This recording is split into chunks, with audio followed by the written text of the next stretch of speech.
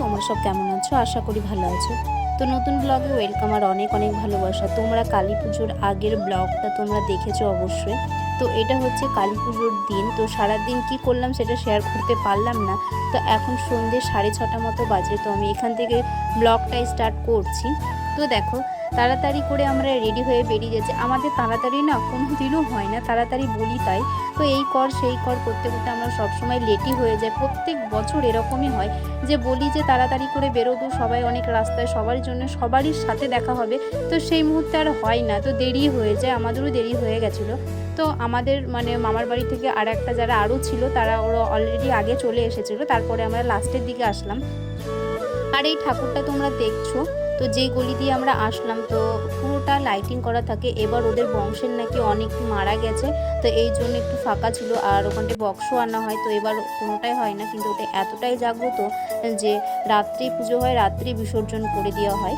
তো তারপরে আবার ওখান থেকে বেরিয়ে আবার আর একটা ঠাকুর দেখতে চলে আসলাম। এই দেখো এই মন্দিরটাতে। আর মেলার লোক ছিল, আমার ভিডিও করতে লজ্জা করছিল, তাও কিন্তু আমি মন্দিরের সামনে যাচ্ছিলাম না। তারপরে জুতো খুলে তারপরে মন্দিরের সামনে আসলাম। আর এই দেখো ঠাকুরটা সত্যি মানে ঠাকুরগুলো খুব জাগ্রত। মানে 4টে বোন আছে, 4 মাথাতে, সেখানে 4টে বোনেরই পুজো হয়। তো প্রত্যেকবারই হয়, যেহেতু প্রত্যেকবার আমি আসি, তো আমার প্রিয় মানুষটাও আসে। তো খুব ভালো মানে আমাদের পুজোটা, কালী পুজোটা আর কি কাটে। এবছর নেই, একটু মনটা খারাপ, কিন্তু করার কিচ্ছু নেই। তো প্রত্যেকবার যেহেতু আমাদের এখানে আসা হয়, কিন্তু সামনেবার আসা হয়নি, আমাদের বিয়ে ছিল, তাই ব্যস্ততার কারণে আমি আগের ব্লগেও তোমাদেরকে বলেছি। আর এটা হচ্ছে বড় কালিমা, এইটা হচ্ছে সব থেকে বড় বোন আর কি। ওরা 4 মাথায় 4টে বোন আছে। আর এখানটায় সবারই সাথে আবার দেখা হয়ে গেল, যেহেতু ওরা আগে এসেছিলো, তো তারপর ওদের সাথে দেখা হয়ে গেলো। এখানটায় ফুচকিগুলো সবাই জাম্পিং খেলছিল, তাই ওখানে সবাই দাঁড়িয়েছিল তার মারা। আর এদিকে দেখছো রাস্তাটা একটু ফাঁকা, কারণ আমাদের অনেক আগেই সব বাটা দিয়ে চলে গেছে। তো আমরা বলছি না, সব কিছুতেই আমাদের সব সময় লাস্টে হয়। তো এখানটায় ঠাকুর দেখা কমপ্লিট হয়ে যাওয়ার পরে এই দেখো মায়ের ভোগ মানে সব কিছু নিয়ে যাচ্ছে ঢাক বাজিয়ে আর কি। মা ছিল যে এর কোনো কিছু নিয়ে যাওয়া হলে ওকে ঢাক বাজিয়ে নিয়ে যেতে হয়। ঠাকুর আনা থেকে বলো, ওর যাবতীয় যা জিনিস, কোনো জিনিসই আনো না কেন ঢাক বাজিয়ে নিয়ে যেতে হয় নাকি, তাই সেটাই বলছিল মামিরা। তো আমরা দেখতে চলে আসলাম। তো সব ঠাকুরগুলো দেখা হয়ে গেল। তারপরে দিন চলে আসলাম আমাদের মানে মামার বাড়ির কাছাকাছি, মানে একদম কাছে যে পুজোটা হয়। তো এখানটায় আমি প্রত্যেক বাড়ি যা পারি তেমন দিই আর কি। তো সত্যি এই ঠাকুরটা এতটাই জাগ্রত, কি বলবো, এটাকে বলে খেপি মাতলা। আর এই দেখো তোমরা দেখতে পাচ্ছ ওই সাইডে ফলমল মানে কাটাকাটি হচ্ছে। আর এখানটায় মায়ের সামনে ভোগ করা হয়।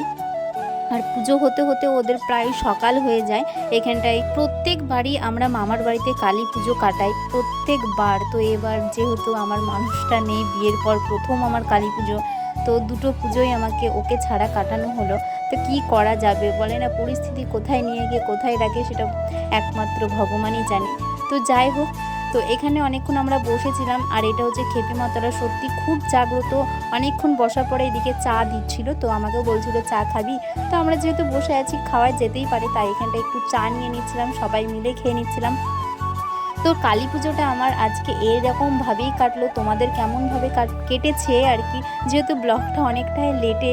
তো যাই হোক, তোমরা একটু কমেন্ট করে জানাবে।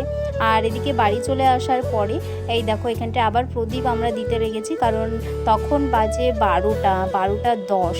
তো তারপরে বাড়ি চলে আসার পরে সবারই কিন্তু ড্রেস চেঞ্জ করা হয়ে গেছে অলরেডি। তো রিয়া ও শুয়েও গেছে। তো আমরা ওখানটা একটু ভিডিও শ্যুট করে নিচ্ছিলাম, তারপরে চলে আসলাম রুমে।